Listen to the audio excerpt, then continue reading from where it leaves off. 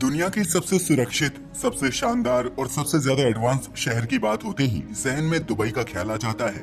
मगर क्या आप जानते हो कि आज जो दुबई अपने स्क्रैपर्स, बेहिसाब दौलत और फ्यूचरिस्टिक लाइफस्टाइल के लिए जाना जाता है, जहां दुनिया का हर इंसान अपना घर बनाना चाहता है, यह दुबई कभी भारत का हिस्सा बन सकता था, या फिर यूं कहें कि यह भारत का हिस्सा हुआ करता था।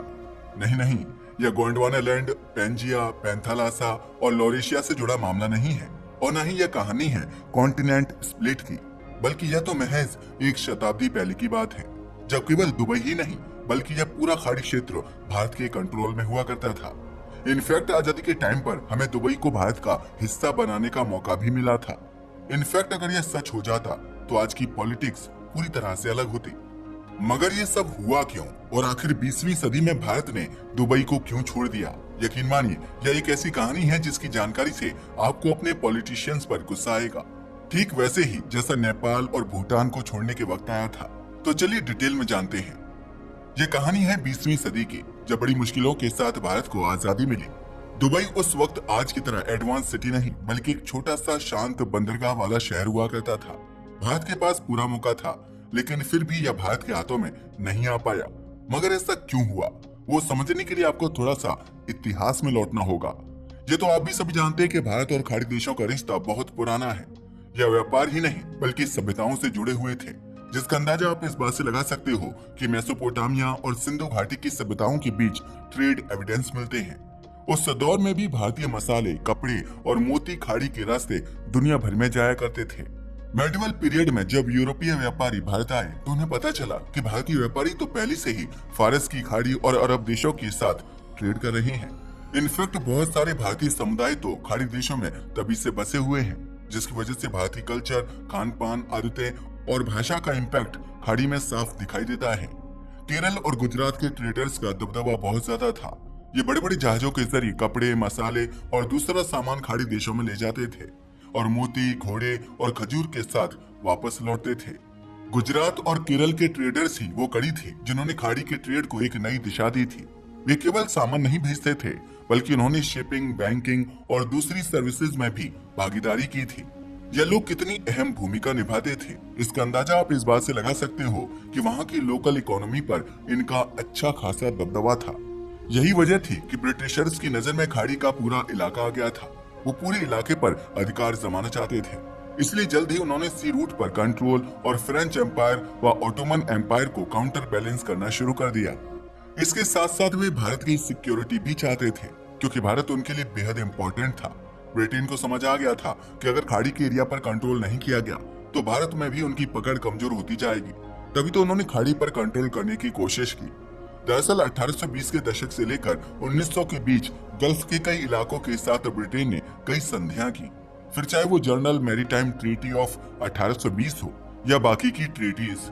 अगर जर्नल मैरीटाइम ट्रीटी ऑफ 1820 की बात की जाए तो इससे यूएई के करंट शेखडोम ब्रिटेन के अधीन आ गए थे, यानी कि भारत के साथ साथ ब्रिटिशर्स लिमिटेड गल्फ देशों पर भी रूल करने लगे थे। दरअसल अब खाड़ी के देश ब्रिटेन के लिए ट्रूशियल स्टेट्स बन चुके थे। हमें पता है, अब आप सोच रहे होंगे कि आखिर ट्रूशियल स्टेट्स क्या होता है। वेल, ट्रूशियल स्टेट्स यानी संधि आधारित राज्य। उस वक्त ट्रूशियल स्टेट्स 7 शेखडमों यानी शेखों के शासन वाले क्षेत्रों के लिए इस्तेमाल किया जाता था। ये सभी 1920 की सदी में ब्रिटिश प्रोटेक्शन में आते थे। उन्होंने ब्रिटेन के साथ अलग अलग संधियां की थी, ठीक वैसे ही जैसे मराठा के अलग अलग शासकों ने अंग्रेजों से अलग अलग संधियां की थी। ये 7 स्टेट्स फारस की खाड़ी के समुद्र तट पर मौजूद थे। इनमें 1820 से 1892 के बीच ब्रिटेन के साथ प्रोटेक्टिव ट्रीटीज पर सिग्नेचर हुए थे। अगर इन स्थानों की बात की जाए तो इनमें Dubai, Sharjah, Ajman, Abu Dhabi, al Quwain, Fujairah और रास अल खैमा जैसे स्टेट आते हैं। वैसे आपको शायद पता नहीं होगा, इन 7 शेखडमों को मिलाकर ही संयुक्त अरब अमीरात यानी यूएई की स्थापना की गई है। खैर, ये तो सब काफी बाद में हुआ है। उस दौर में तो ब्रिटिशर्स ने इन पर गहरी पकड़ बना ली थी। अब ये सभी राज्य ब्रिटिश प्रोटेक्टरेट बन चुके थे, यानी अब ये अंग्रेजों की सुरक्षा में थे। लेकिन यह तो आप जानते ही हो, अंग्रेज ऐसे ही कभी कुछ नहीं करते। उनका हर कदम एक मकसद के तहत होता है। ये संधि भी इसलिए की गई क्योंकि ये देश इंपॉर्टेंट ट्रेड रूट पर पड़ते थे और अंग्रेज इन ट्रेड रूट्स और रिजर्व पर अपना कब्जा चाहते थे। दरअसल इन सारे इलाकों की इकोनॉमी भारत से जुड़ी हुई थी। इसलिए ब्रिटिश साम्राज्य ने खाड़ी क्षेत्र का पूरा एडमिनिस्ट्रेशन ब्रिटिश इंडिया के तहत रखा हुआ था। Dubai, Bahrain, Kuwait, Qatar, Oman जैसे सभी देश लंदन से नहीं बल्कि भारत से कंट्रोल होते थे। यहाँ भारत में जो ब्रिटिश रेजिडेंट या एजेंट नियुक्त होते थे वही खाड़ी देशों में भी कार्यरत होते थे। फिर चाहे ट्रेड हो या बॉर्डर रिलेटेड इशू या फिर खाड़ी देशों का कोई भी पॉलिटिकल डिसीजन, वो ब्रिटिश इंडियन गवर्नमेंट की अनुमति से ही होता था। इनफैक्ट गल्फ में जो ब्रिटिश नेवी मौजूद थी वो लंदन से नहीं भारत से निर्देश लेती थी। खाड़ी प्रदेशों की सिक्योरिटी के लिए जो सैनिक भेजे जाते थे वो इंडियन सोल्जर होते थे, जिन्हें अवध, बिहार और पंजाब रेजिमेंट से भेजा जाता था। ब्रिटिशर्स ने भारत से जितने भी लोगों और सैनिकों को भेजा था वे खाड़ी के बंदरगाह, तेल क्षेत्र और प्रशासनिक कार्यालय में कार्यरत थे। भारत केवल उपयोग नहीं हो रहा था बल्कि वह उनके लिए एक संसाधन यानी कि रिसोर्स भी था।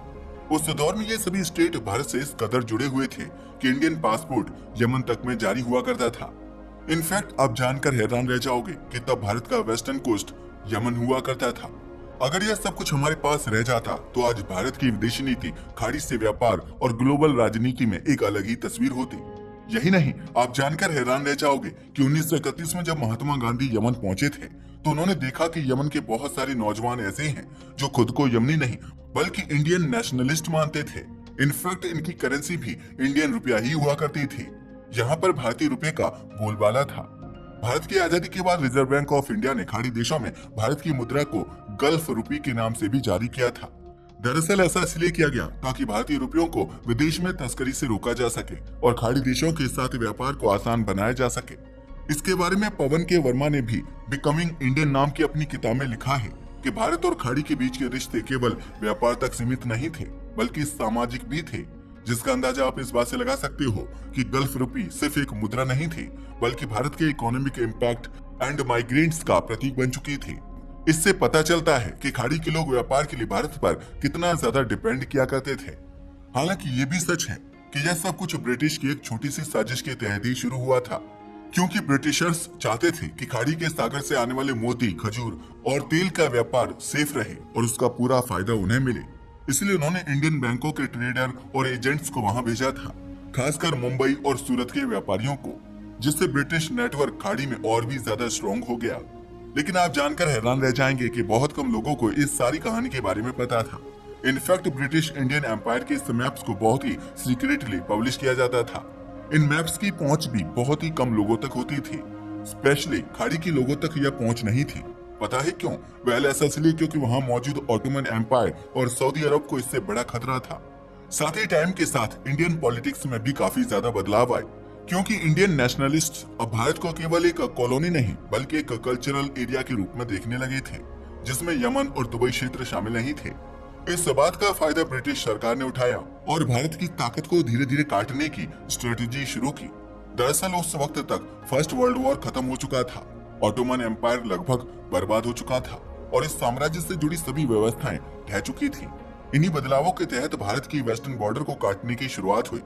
1 अप्रैल 1937 को पहला बड़ा बदलाव हुआ जब अदन को भारत से अलग कर दिया गया और इस बात की घोषणा की थी किंग जॉर्ज पंचम ने। इस तरह अंग्रेजों के द्वारा सबसे पहले अदन का भारत से पॉलिटिकल रिलेशंस खत्म किया गया और अब वो सीधे सीधे ब्रिटिश कॉलोनी का हिस्सा बन गया। हालांकि दुबई और कुवैत अगले 10 सालों तक भारत के अधीन ही रहे। 1940 के दशक में जब देश आजाद होने वाला था तब ब्रिटिशर्स सोच रहे थे कि आजादी के बाद खाड़ी की जिम्मेदारी भारत या पाकिस्तान को दी जाए या नहीं, मगर बाद में यह तय किया गया कि भारत या पाकिस्तान में से किसी को भी खाड़ी की जिम्मेदारी देना ठीक नहीं होगा। यही वजह थी कि दुबई को भारत से पूरी तरह से अलग कर दिया गया और भारत व पाकिस्तान को बंटवारे के बाद आजादी मिल गई। अब भारत और पाकिस्तान दोनों के सामने रियासतों को शामिल करना बड़ी चुनौती थी। नेहरू और सरदार पटेल अपनी एड़ी चोटी का जोर लगा रहे थे ताकि ज्यादा से ज्यादा रियासतों को अपने अपने देश में शामिल किया जा सके। उसी समय अरब देशों का नाम पूरी लिस्ट से गायब कर दिया गया था। हालांकि ज्यादातर लोगों ने इस पर ध्यान नहीं दिया क्योंकि माहौल ही बहुत टेंशन भरा था। मगर यकीन मानो, अगर उस वक्त यह बदलाव अंग्रेज ना करते तो शायद आज खाड़ी के देश भी भारत या पाकिस्तान का हिस्सा होते, ठीक वैसे ही जैसे जयपुर, हैदराबाद आदि रियासतें आज भारत में हैं। अरब देशों से संबंधों को हटाने का विरोध भी हुआ था। ब्रिटिश ने सेना हटानी शुरू कर दी, जिसका खाड़ी देशों में विरोध होना शुरू हो गया था। इस विरोध के कारण अगले 24 सालों तक यानी 1970 तक ब्रिटेन ने खाड़ी के देशों पर अपनी पकड़ बनाए रखी। हालांकि अब एक फर्क आ गया था। अब ये राज्य भारत के वायसराय को नहीं बल्कि लंदन के व्हाइट हॉल को रिपोर्ट करने लगे थे। मगर आप जानकर हैरान रह जाओगे कि यहाँ की ऑफिशियल करेंसी अभी भी भारतीय रुपया ही हुआ करती थी और यहाँ जाने के लिए सबसे किफायती और सबसे आसान साधन था ब्रिटिश इंडिया लाइन नाम की शिपिंग सर्विस, जो 30 से ज्यादा बंदरगाहों पर चलती थी। भारत की आजादी के बाद भी 1960 के दशक तक भारत और इन क्रूशियल स्टेट्स के बीच संबंध बने रहे। मगर 1968 में ब्रिटेन ने एक चौंकाने वाला ऐलान किया। सरकार ने घोषणा की कि 1971 तक हम खाड़ी देशों से अपनी सेवाएं वापस ले लेंगे और उन्होंने ऐसा ही किया। हालांकि खाड़ी के स्टेट्स को यह बात बिल्कुल भी पसंद नहीं आई। यह उनके लिए किसी वज्रपात की तरह था, क्योंकि अगर ब्रिटेन यहाँ से चला जाएगा तो ये सातों राज्य ईरान और सऊदी अरब के बीच फंस जाएंगे और कभी भी इन पर हमला हो सकता है।